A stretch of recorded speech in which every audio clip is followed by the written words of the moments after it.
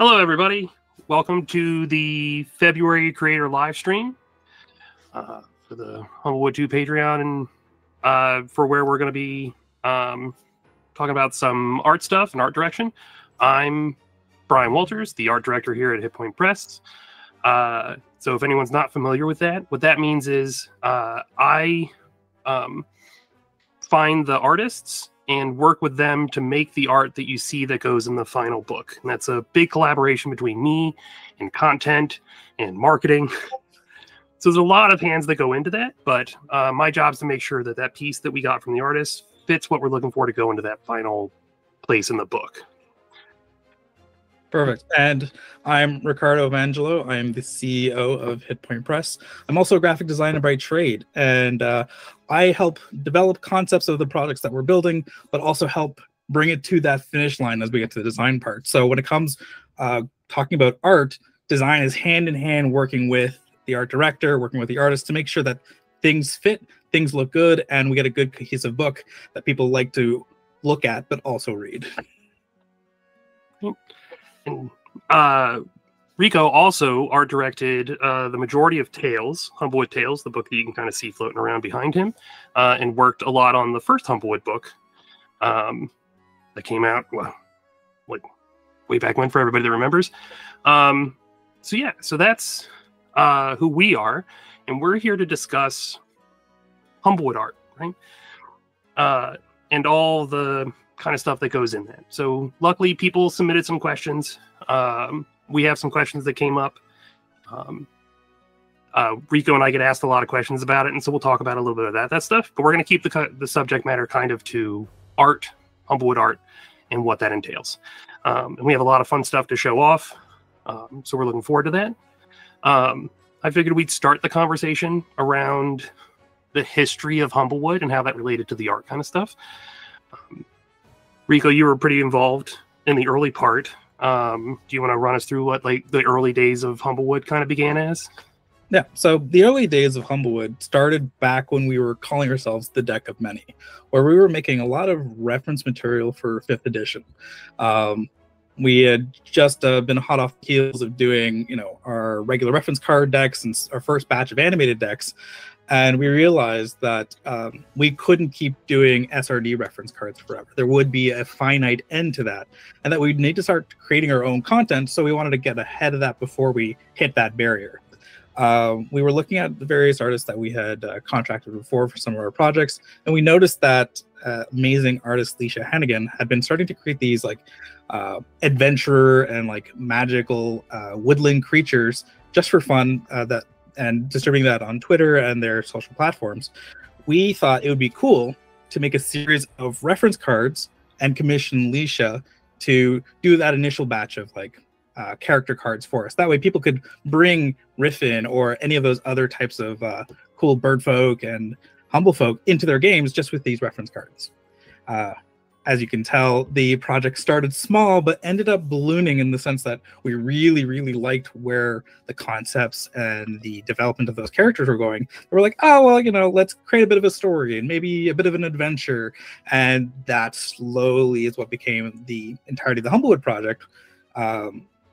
Through those steps, we didn't know what to expect when we were creating our first campaign setting, but it seemed like there was a lot of interest from the audience. Our first $1 million Kickstarter, we were very excited to have achieved that goal. And it was funny because, when we're working with Leisha to get art and talk about what we needed, we started hitting those goals, and we were just like, hey, Leisha, we need 20 more pieces. We just have 2 more Tales we've unlocked here. Leisha, we need 30 more pieces for this thing over here. And so it was interesting because the fans' interest in the project is what made us so that we could like really expand and get a lot of really cool art and work with a lot of really cool artists in developing this world and this setting. And so it's honestly the fans who helped make Humblewood what it is today. That entire project actually helped fund Tales. All the additional content funded a book that's even bigger than the first Humblewood because of all that extra art and all that extra content that we needed. So we're very excited to be, talking about this, the future Humblewood stuff that we've been developing for the past like 3 years, because we've been thinking about it for a while. But and a lot of that is trying to think about the visual style and the the things we're looking for as we develop the rest of Everden. I was like at conventions when I talk to people, they're like, "Well, did you know Humblewood was going to be popular?" And I was like, "We always thought, like we were excited about it, but the cross section of anthropomorphic animal fans and D&D players was a lot larger than we anticipated."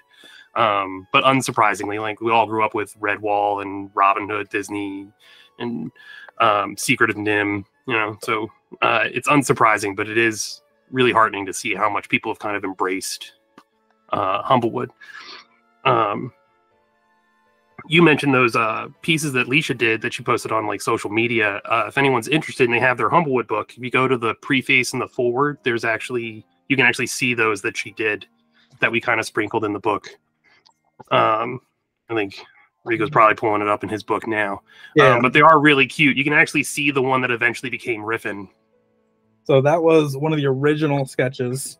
Riffin had a little halberd there instead of his classic little outfit with his sword and shield, but he evolved into that character. And then the other one was actually the Luma wizard who was summoning Toast out of their little book, which everyone seemed to really love, who actually became Dean Winsworth in the book. So these were the original two pieces we had seen from Leisha that we wanted to develop this setting with. Nice. So that's that got us to Humblewood. The campaign did really well. We promised we would have additional content.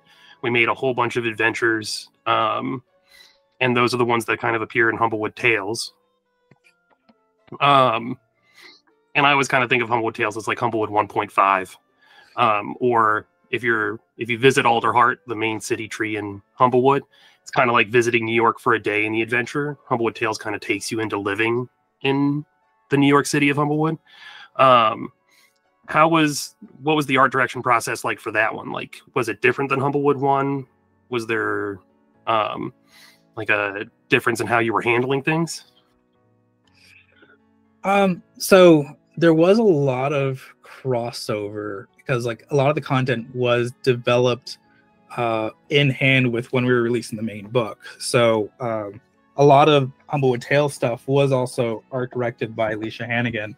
And so we were able to get a lot of that same sense and feel throughout.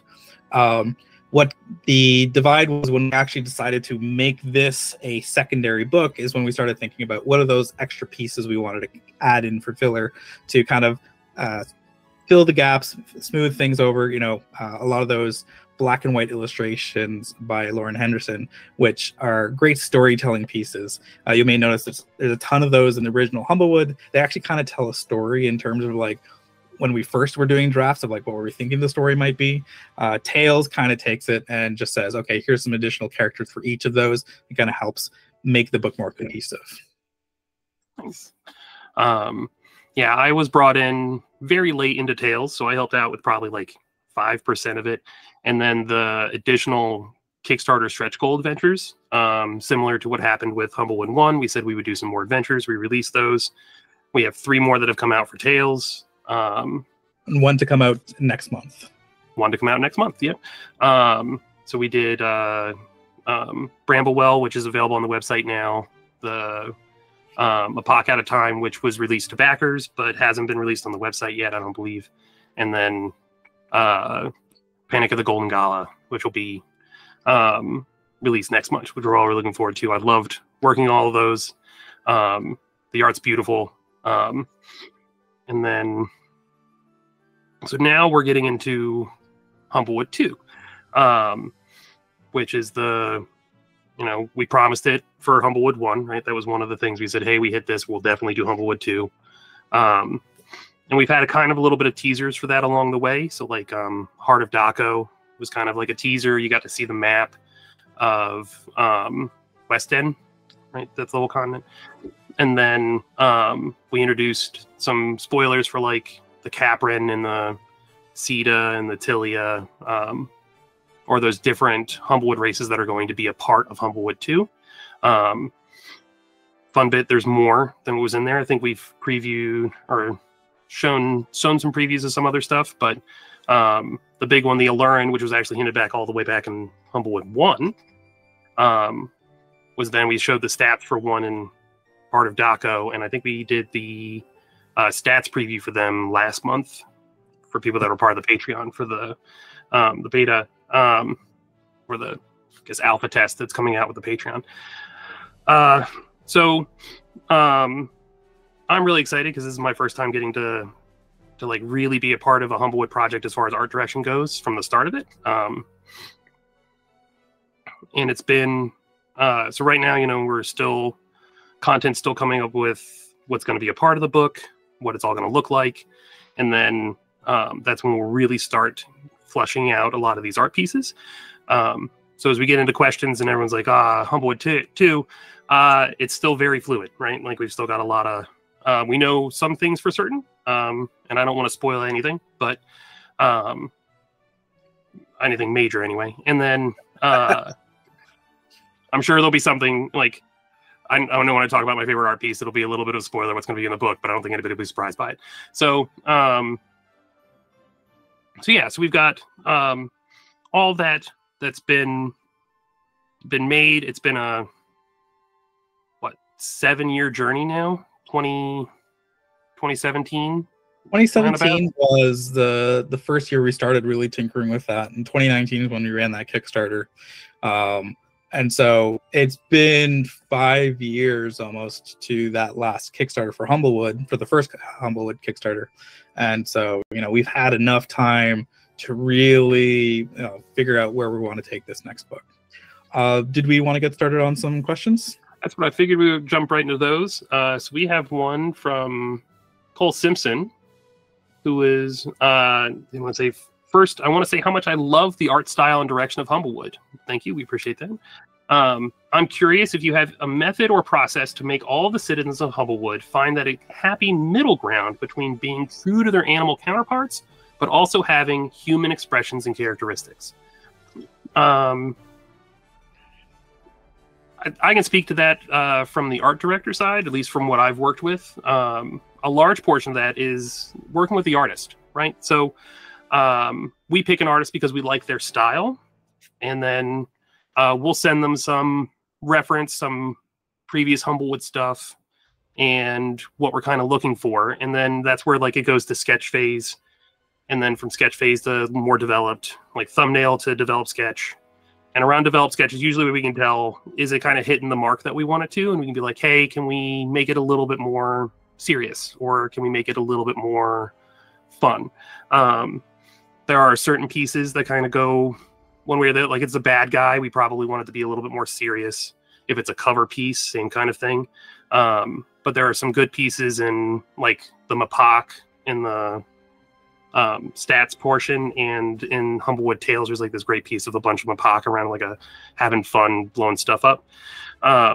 Those are where we can say, hey, you know, have fun, you know, play with style a little bit.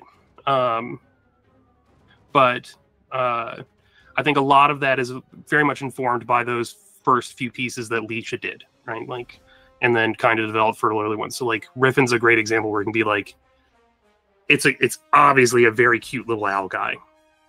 He fast became the face of the product for a reason, and we can reference that and say, but he's obviously a D, like it is very obviously like a D&D character. Like he feels like a knight, but it is very much like a human animal. I'm gonna jump I know if you have anything more to add. Oh, yeah, I was just going to jump in, and one of the things to denote is that we try to keep a lot of the animal characteristics when it comes to the characters. The biggest things is like, yep, they're all bipedal in terms of the representation, but the other thing is the hands. Now, we had to create a special style guide for the hands for these characters because, like, all the birds, like, typically there's been two ways people animate hands with birds. One is the feathers form the hand and the fingers, and the one we chose is that they actually have little hands that go with the wings. So all of our Humblewood birds and birdfolk will actually have this. And so that's how we help differentiate and give that anthro feel for our book. And so if you look at all the characters, you can see that. Let me just pull up another example here. For like the servant, you know, we try to keep in mind how many like hooves a servant might have when it comes to an adaptation of a hand.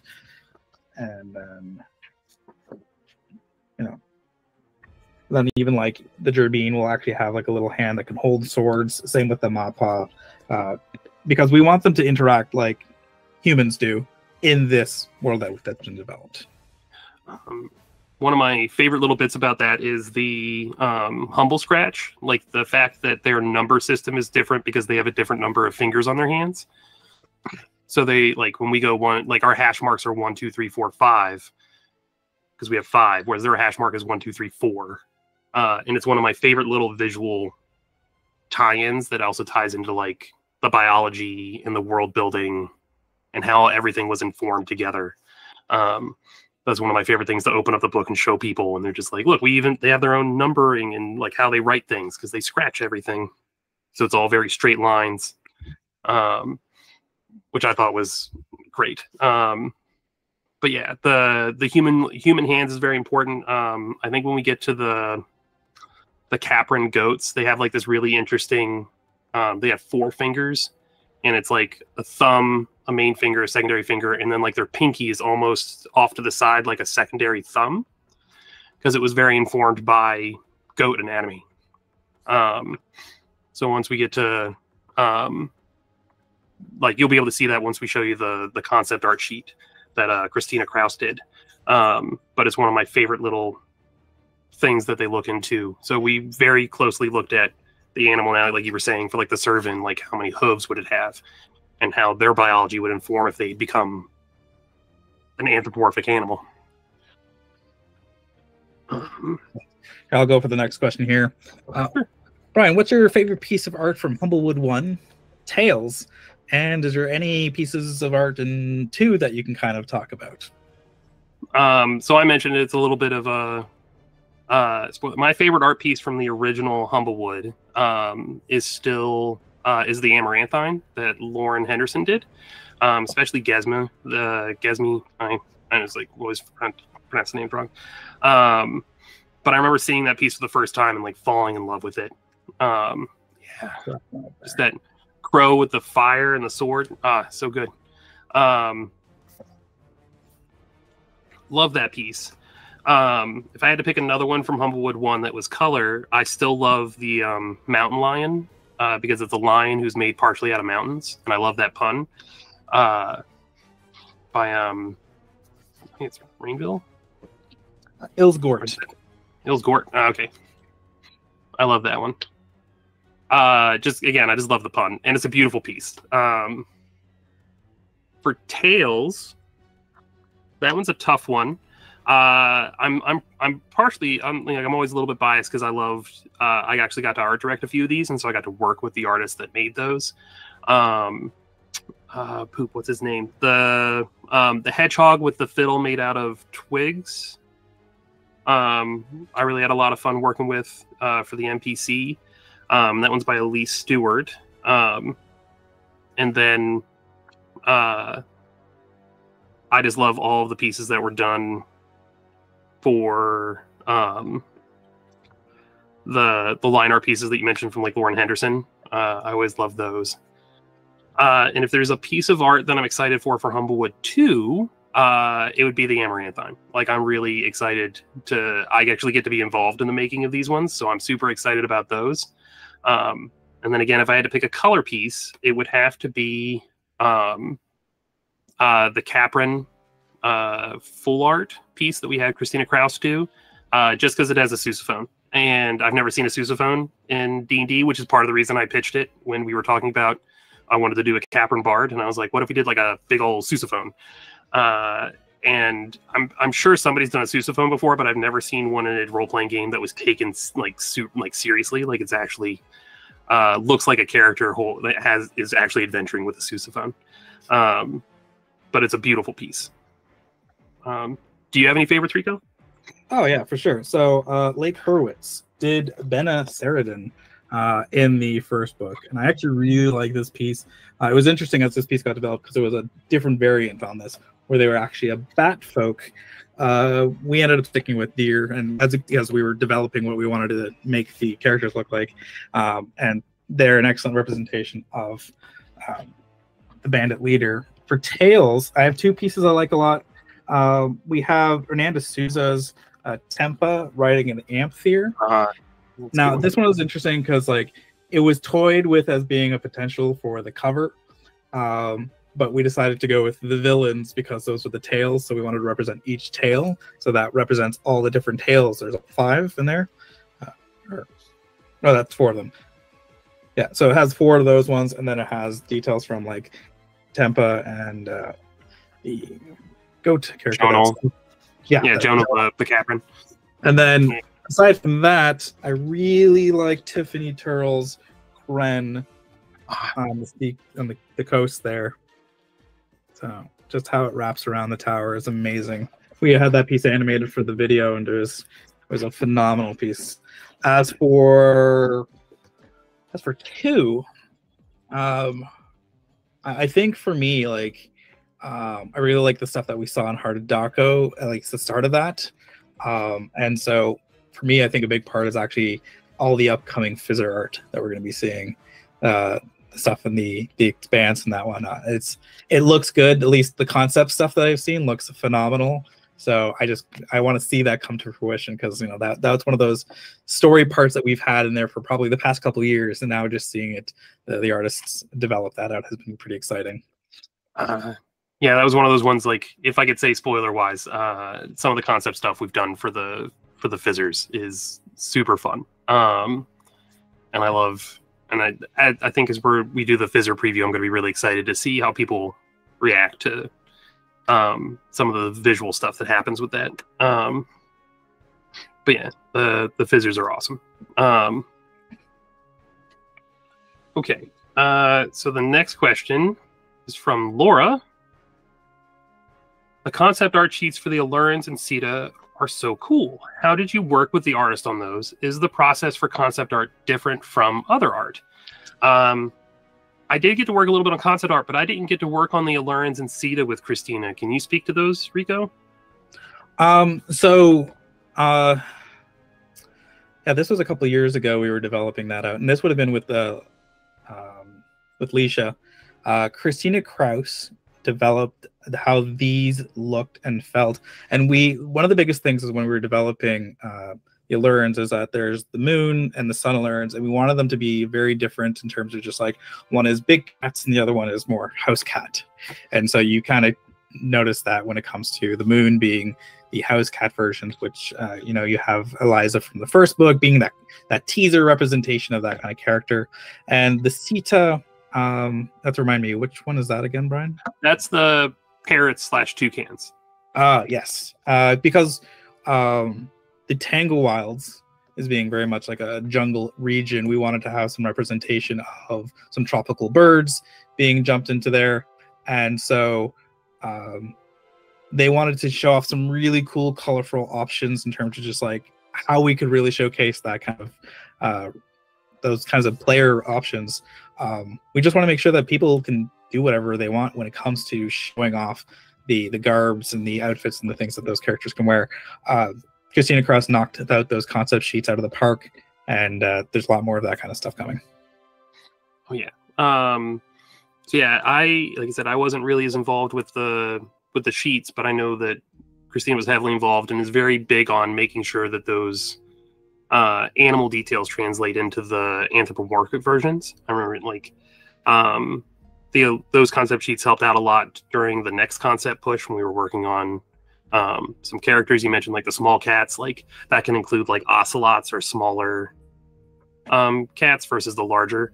And then we have Lauren Henderson who did some pieces for those, and that's where we got to play a little bit with like garb and clothing. So like seeing Attilia in winter garb, or a Capron in some like colder weather and warmer weather kind of things, just to show that, like, we always say like Humblewood is a space this big on a continent this big, on a part of a map that's this big, a part of a world that's this big. So it's Humblewood's like your European forest, but we have a lot to show as far as garb and how things can look. And so working with Christina to kind of figure out how that might look is a great place to start with and give to other artists that are going to be working on the project. Perfect. So Brian, if an artist wants to work with us, what are the things you like to see in a portfolio? For me, my favorite thing is style. Like that you've as an artist that you've kind of worked out how your like how you paint something. I've seen a lot of artists that try to that work off another artist's work, and sometimes they can take that and kind of develop their own kind of thing. But consistency and style, so that what I'm looking for is, if I'm looking at that portfolio, if I go, okay, I need you to do a birdfolk versus a big bad, and I need to feel like the competition. So I want to see in the work that you have the ability to render something consistently, and then have the ability to change setting, location, interaction. But a big portion of that, like when we commission somebody, it's because we like the work that they do, and that it is stylistically fits what we're kind of going for. So I know that's a wide breadth, and I wish I could get more specific, but most of it's going to be consistency. Like that, what was it? I did a portfolio review for somebody where I was like, you use a 3D modeler a lot, don't you? And they were like, how do you know? And I was like, because your characters are like super stiff. And I was like, I think you need to just go do some life drawing. Like you have the basics, but your characters look like statues.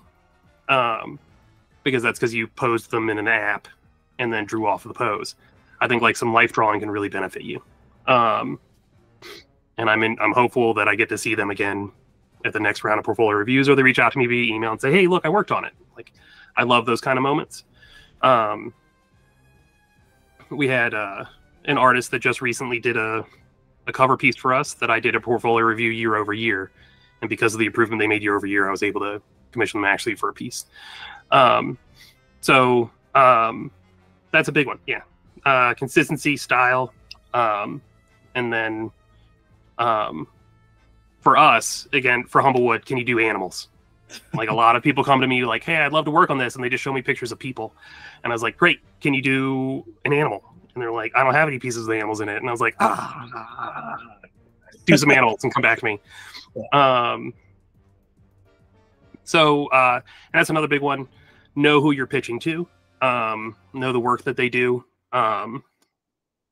So like if you're talking to an art director from like a horror-based company and you start showing them like pretty idyllic setting fairy stuff, they're not going to know what to do with that. They might see something in your work that might work for them, but it's going to be a stretch. Yeah, and I can add to that a bit actually, is specifically because we've done a variety of types of products. Like we've done Hackno, which is horror. We've done Big Bads, which is just big villains, right? And it's a matter of like, there are people who message us and say, hey, I love Humblewood. I would love to work on Humblewood. Give us the Humblewood portfolio or something like that, right? When you're asking, if you're saying, I want to do Humblewood art, but if you're going to say, hey, I want to do horror stuff, you can present that to us and say, if you ever work on that kind of stuff, allow us to know what it is you're looking to play in. Because, sending us a portfolio with everything you've ever done is great, and it shows that maybe you have a variety of style and you can work with clients. That's an important thing for me, knowing that you've worked with other companies and are able to take that direction and work with them to getting those awesome pieces that you've been developing. Personally, I also really like to see like what kind of creativity that you can add, what kind of really cool flares and things that you add to your pieces that other people don't. Like some people, they work exclusively in crayon, and the stuff that they can do is like phenomenal. And I would never think that when being that like a medium of choice when it comes to the pieces that we're getting. But you know what, that might be good for an interstitial or something too. If we wanted to do a really cool amaranthine piece because of how dreamy those kinds of things feel, cool, it's great to see that kind of stuff. But that's typically what I'm also looking for. Oh yeah. You mentioned like the different styles. I remember working with Elliot Boo Riot on our Big Bad pieces, and they did stuff all in colored pencil. And I liked their portfolio. They did some interiors for Big Bads, and then they knocked it out of the park with that rectification engine piece. But it was one of those, like, I don't know of any other artist that works with color pencil the way they specifically do. And so that was one of the things that made them stand out. Yeah. And was a lot of fun. So show me your creativity, and that's what I'm gunning for. And in terms of when I'm seeking out people, or when I see people, if you're posting on Twitter or Instagram, that's typically where I'm looking at people. If I'm not looking, we have already a large base of artists we like to work with, but I'm always looking for new stuff. So if you are active on social and able to share your stuff and it gets into my feed, even better, because like I'd love to see that kind of stuff. Oh yeah. Portfolio day is one of my favorite hashtags on Twitter, X, Instagram. Just I'll kick that and I'll spend hours just going through people's work. I love that day. And I found so many artists that we've worked with from that. So yeah. And the other thing, when I'm in a portfolio view, I like to talk to people is like, and it's very similar to like your style thing, is I can be like, you had fun doing this. Have more fun, right? Like, I think if you're enjoying what you're doing, it'll come out in the work that you do. So, and that'll be my last. What should you do in portfolio stuff? Perfect. This next question is, how do you choose what animals or birds will become Humblefolk? So this one's an interesting question because it actually involves a lot of content. As when we develop Humblewood content, part of it is what are the cool new animals and things we want to do, but also what makes sense for the story that we're developing. And while art's important in helping develop and come to a final conclusion, starting with those initial ideas of like, what do we want to play as? Some of that is a conversation of what we hear from our players. We get a lot of feedback forums where people tell us, hey, I would love to play as cats, or I want to play as, bats is one of those requests that we get. Can I do that? People, when we share that we were doing lizards, we got so many recommendations on different types of lizards and the different types of frills that they could have, and like what kind of customization options should people want. And so a lot of that is helped and dictated by the players. They're telling us what they want to see the most. We have biases in terms of like our favorite animals that we also want to include, but we also know that we only have so few slots that we want to put for every book that we're developing in this series. So it's, trust me, I know Brian knows because he's seen all the extra sketch pages that we've got, but like there are more than we're presenting for book 2 that we'll have to save for another book. But there's probably 13 or 14 different options that were being presented and tabled for 2, and in the end, we again whittled that down to like, I think it's 10 is the final, including sub races, right? Including sub races, I believe so. Yes. Yeah. So we try to keep it the same. To what we did with like Humblewood one, where there was 10 primary. There's I think 5 or so new races, and the rest are all additional, just sub races and such. But someone can correct me if I'm wrong on that. Yeah, please do. Okay. What's the hardest part about designing a distinctly Humblewood race, class, spell, etc.? What makes something Humblewood?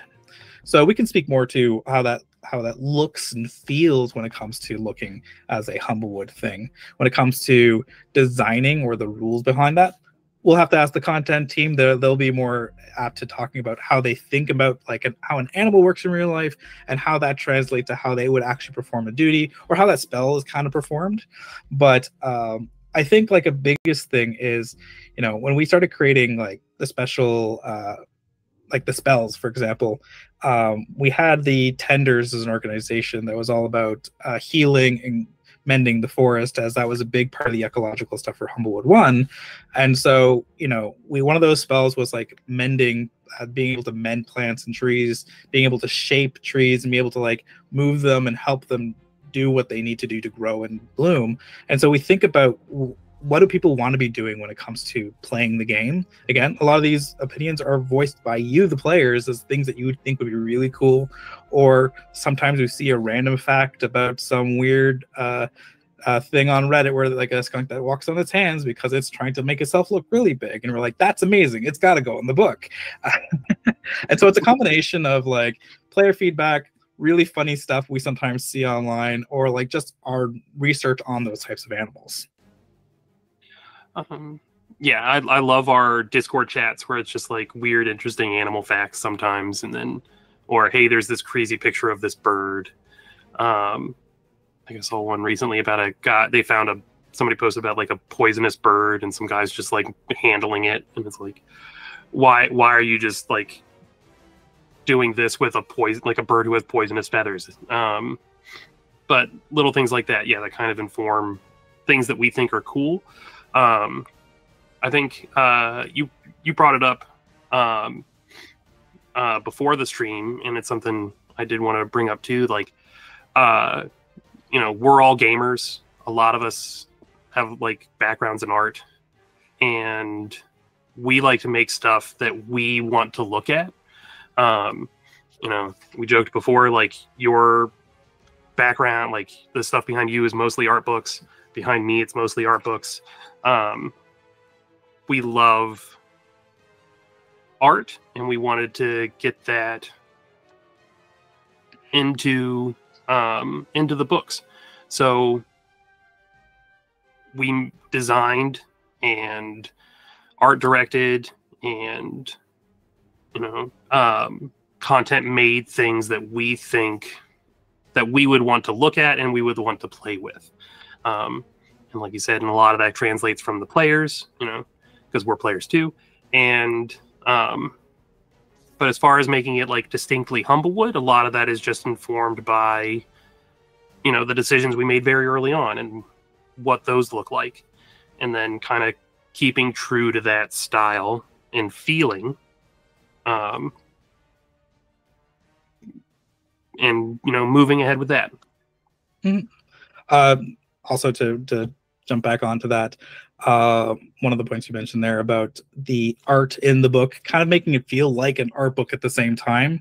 One of the things is our books tend to be dense with art because, while we want it to be a functional game book, we also want people to just enjoy looking at the book, going through the book over time. It's not just rules. It is a lot of really cool art that a lot of amazing artists have had their hands in and in helping develop. Okay, so I think we have one last question in here, unless any more questions pop up in the chat. The last one is, do you have any advice for aspiring TTRPG creators who want to start making their own campaign settings or adventures? It's hard work.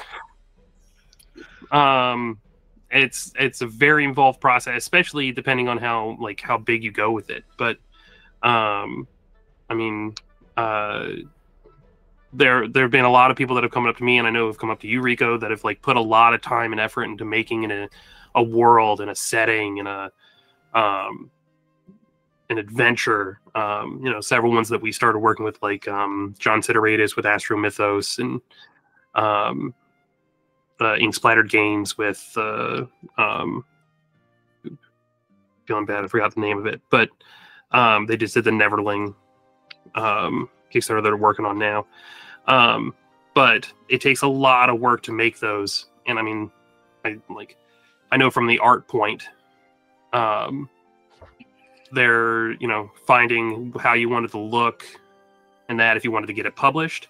But as far as actually making an adventure or a campaign setting, there's just so much to go. Like you said, Humblewood ballooned off the amount of stuff that we just kept coming up with. Heckna, same thing. So much stuff coming up. We kept making it bigger and cooler, but it can add a lot of work to that.